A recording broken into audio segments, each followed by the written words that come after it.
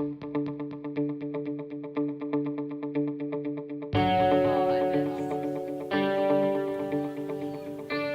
people think of gamers, they think of adolescent boys who wear Star Wars t-shirts and play from their basement. Rarely do women come to mind. Natalia Hopkins, though, a sophomore game design major, shatters that illusion. Natalia is a very passionate woman, excited to take the gaming industry by storm. Unfortunately, she did not have the easiest start when deciding she wanted to pursue video games.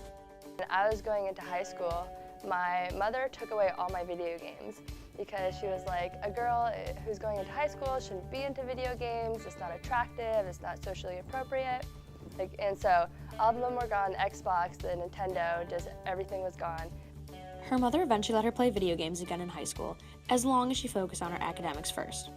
During her junior year was when she realized she wanted to make a career of gaming. And at first, my parents did not want me to play video games as a career. And they were like, that's not a thing. It's like, especially again, girls should not be playing video games. It was just like enough for them to accept me playing it in general, but as a career, they weren't approving of it. And finally, we did our research about it, and I did a lot of research, and I convinced them. Convincing her parents was just the beginning.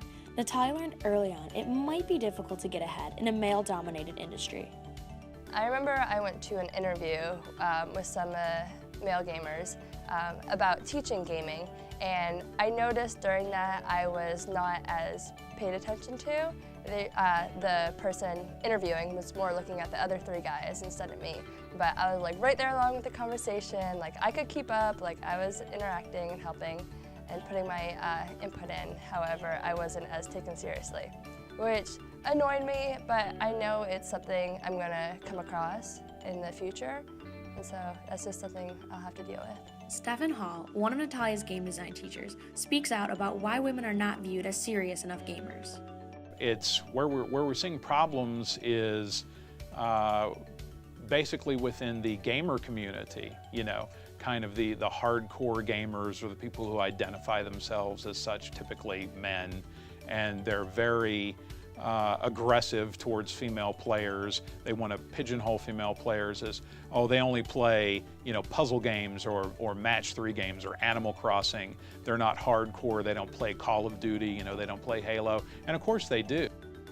Makes me mad, or not mad, but like annoyed that there's video games just for girls, because my first video game was Halo. While the industry is male-dominated, fortunately for Natalia, High Point University is not as sexist within the game design major. At least on campus, a lot of people are like, whoa, that's awesome, like, you're a gamer girl and whatnot. And I'm like, yeah, like totally, it's a lot of fun. Most of the male game majors not only accept the female game majors, but they really like having them in class, right? I mean, it adds a different perspective to thing and to discussions, and they tend to respect them. Natalia's unique perspective as a woman and her passion to succeed in the industry despite her gender is what sets her apart from other aspiring gamers.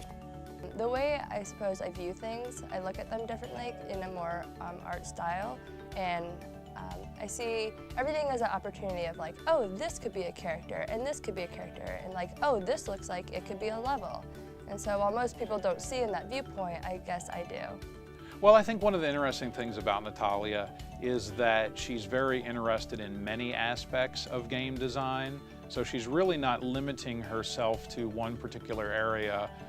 She's really trying to explore the different areas that are out there and then ultimately figure out, well, what works best for her with her skill set, but trying to keep a pretty diverse portfolio. Her diverse portfolio stems from her dream of becoming a concept artist.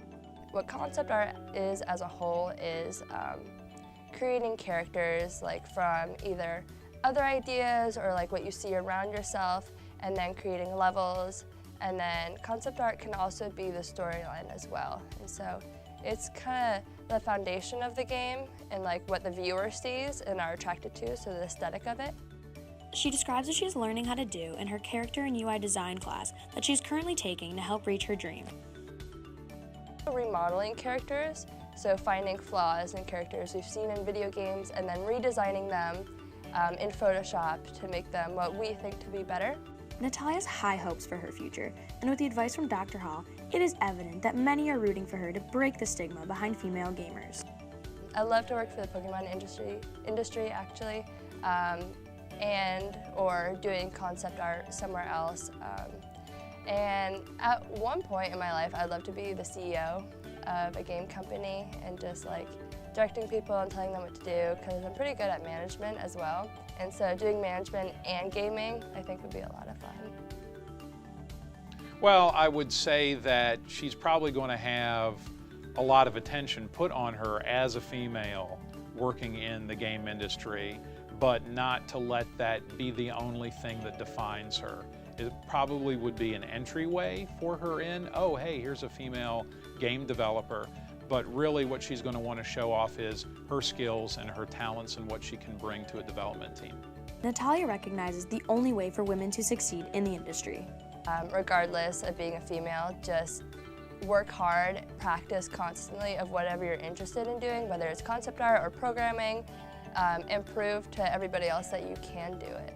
And just because people may even look down upon you, or people may think highly of you, but don't let any of it get to your head and just focus on what you love to do, because in the end, that's what you have.